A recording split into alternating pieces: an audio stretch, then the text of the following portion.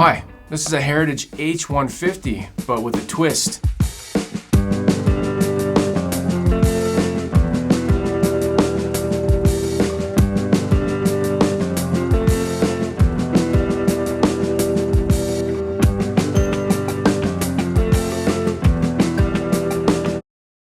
And the twist is that it's not made in America at all. It just says that on the box. This is actually the Heritage Ascent Collection H-150.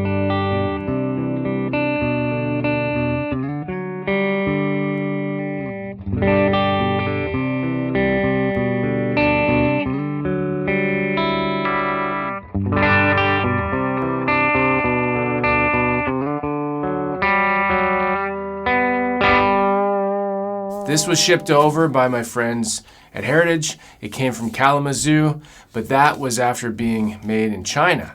Unless there's a Kalamazoo, Michigan province in China? No. So maybe it was sent over to Kalamazoo and maybe they did a quick setup and checkup. I'm not positive, I don't really know. It just says on this tag that it was inspected and approved by squiggly line, somebody signed it.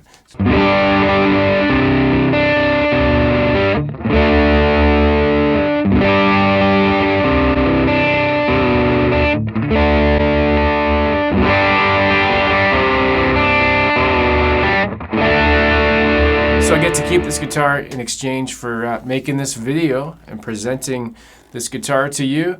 And a huge thanks to Heritage for hooking me up. I'm not aware of many videos around YouTube that exist yet. I don't think there's any other videos online except for one. I saw one about this guitar. And that's what I'm trying to say. That's what I'm trying to say. If you know the Heritage history, this is a new direction for the brand. And let's do a quick recap of the Heritage brand that I will pull from a previous video that I did on this guitar. This is an H-535. Let's roll that clip. Several Gibson employees led by the plant manager Jim, probably gonna mess up these names. We're just gonna say Jim, and Superintendent Marv, and JP. They established Heritage Guitars in the old factory, 225 Parsons Street, and they build versions of classic Gibson designs. So they took their knowledge and stuff and put it into making these. All right, so that's just a segment from that. Go watch that full video later. I'll put it in the description, and you can learn all about this guitar. And I believe the point of this is to increase brand awareness, like why they're making a cheaper version. G&L did it. PRS does it. Well, G&L still does it, but they've both done it. The Simpsons probably did it. Does it cheapen the brand image? I think that depends on your perspective. I don't think it does much, if at all. And the idea is to reach beginner level players, and then maybe later they can discover, oh, they also make these really nice high-end models. I should check those out now that I'm 50 and retired and I've got some money.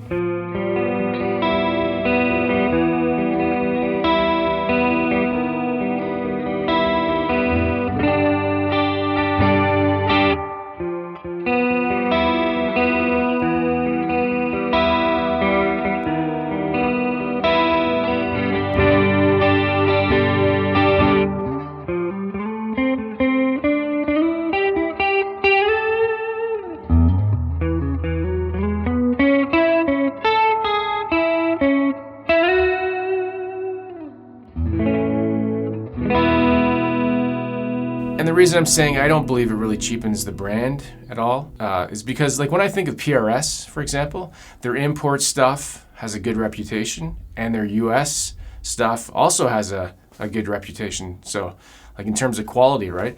So as long as these build a certain reputation on their own, they should exist separately. But that's just me. Leave a comment and let me know what you think. Let's talk specs. Spec talk. This is a 24.75 inch scale length. It's got an oakum and carved basswood top. I don't know what that means. I don't really feel it. Is that right? If any of these specs are wrong, I pulled them from a UK website that sells this. I'll put the link so you can check it out. So they're not my mistakes. I'm just reading mistakes, but maybe they're right.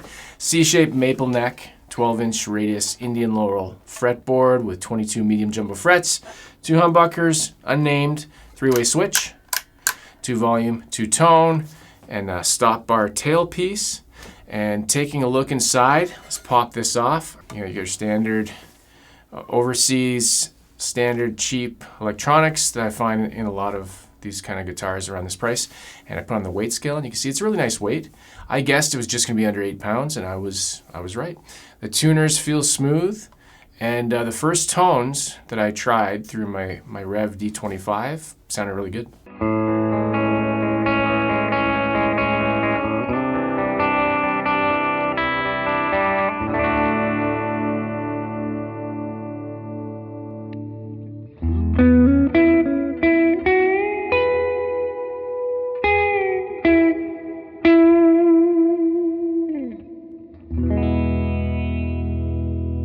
The headstock shape is identical to the American.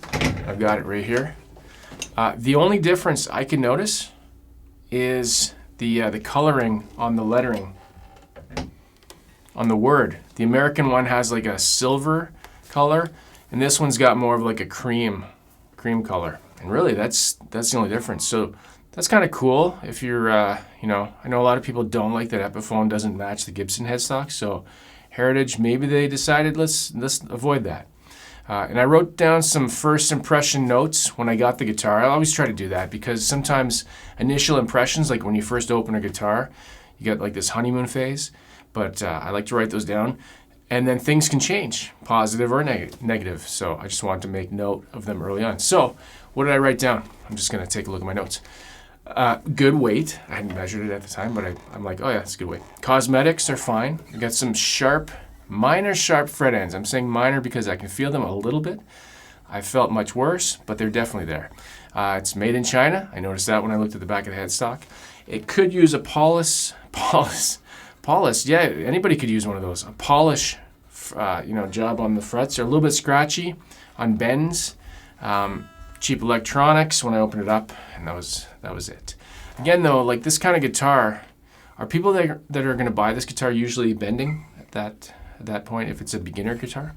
So as far as prices, I saw that it's 249 pounds on a UK site, and I saw 179 US.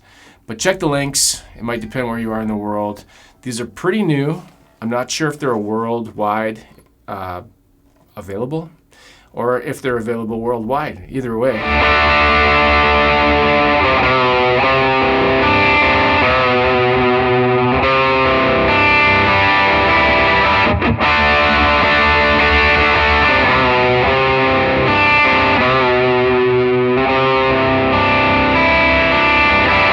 I would put this right in line with similar style Epiphone guitars in terms of quality, fit and finish, and feel.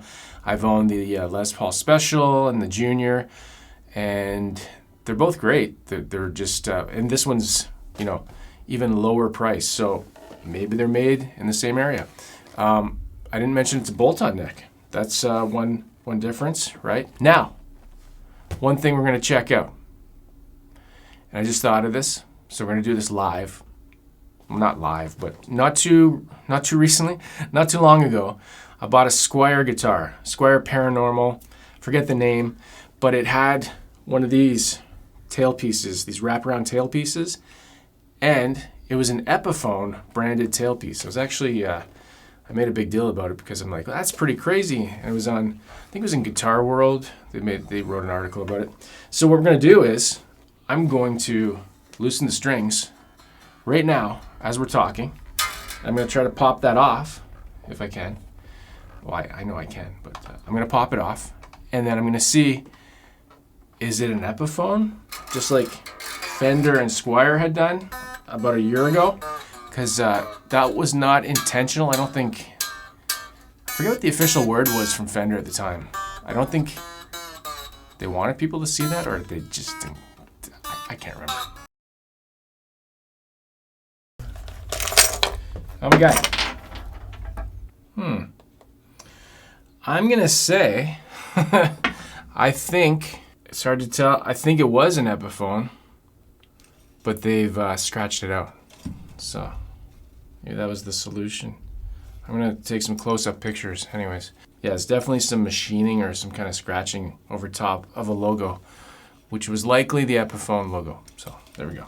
What did I prove? Nothing. I proved that people use parts. I hope to compare this guitar against a made in USA H-150 in the future. So be sure to come back for that. You know, subscribe, do all the things you can do to the channel so you get notified.